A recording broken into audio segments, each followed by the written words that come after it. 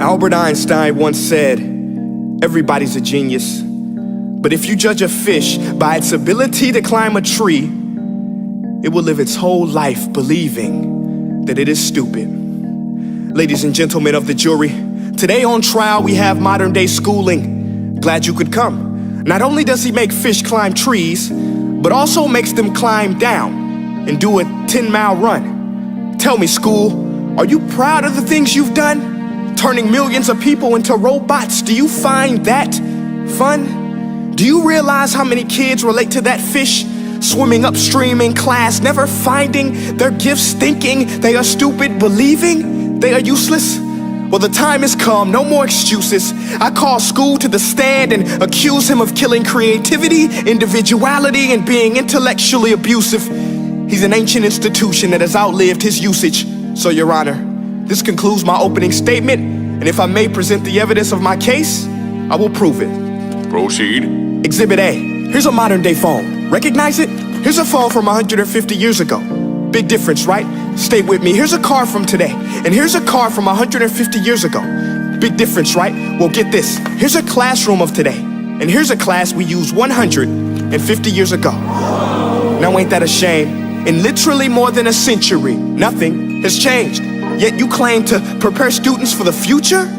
But with evidence like that, I must ask, do you prepare students for the future or the past?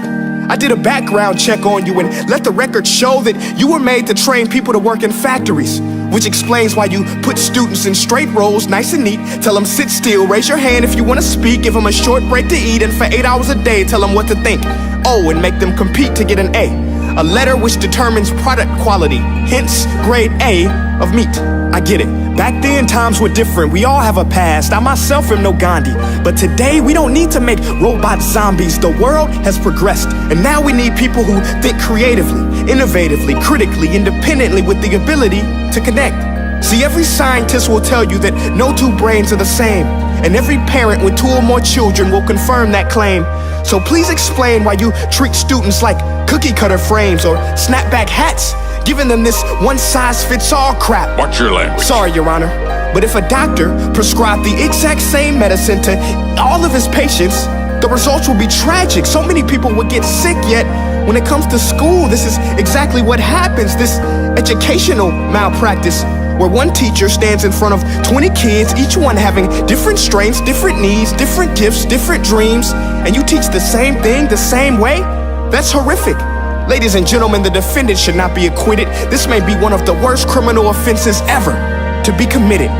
And let's mention the way you treat your employees. Objection. Overruled. I want to hear this. It's a shame.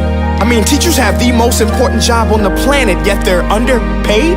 No wonder so many students are short-changed. Let's be honest, teachers should earn just as much as doctors, because a doctor can do heart surgery and save the life of a kid, but a great teacher can reach the heart of that kid and allow him to truly live. See, teachers are heroes that often get blamed, but they're not the problem. They work in a system without many options or rights. Curriculums are created by policymakers, most of which have never taught a day in their life. Just obsessed with standardized tests. They think bubbling in a multiple choice question will determine success. That's outlandish. In fact, these tests are too crude to be used and should be abandoned, but don't take my word for it. Take Frederick J. Kelly, the man who invented standardized testing, who said, and I quote, "These tests are too crude to be used and should be abandoned." Ladies and gentlemen of the jury, if we continue down this road, the results will be lethal. I don't have much faith in school, but I do have faith in people. And if we can customize healthcare, cars, and Facebook pages, then it is our duty to do the same for education, to upgrade it, change it, do away with school spirit, because that's useless. Unless we're working to bring the spirit out of each and every student, that should be our task. No more Common Core. Instead, let's reach the core of every heart in every class. Sure, math is important, but no more than art or dance. Let's give every gift an equal chance. I know this sounds like a dream, but countries like Finland are doing impressive things. They have shorter school days, teachers make a decent wage, homework is non-existent, and they focus on collaboration instead of competition. But here's the kicker, boys and girls. Their educational system outperforms every other country in the world. Other places like Singapore are succeeding rapidly. Schools like Montessori, programs like Khan Academy. There is no single solution, but let's get moving. Because while students may be 20% of our population, they are 100% of our future. So let's attend to their dreams, and there's no telling what we can achieve.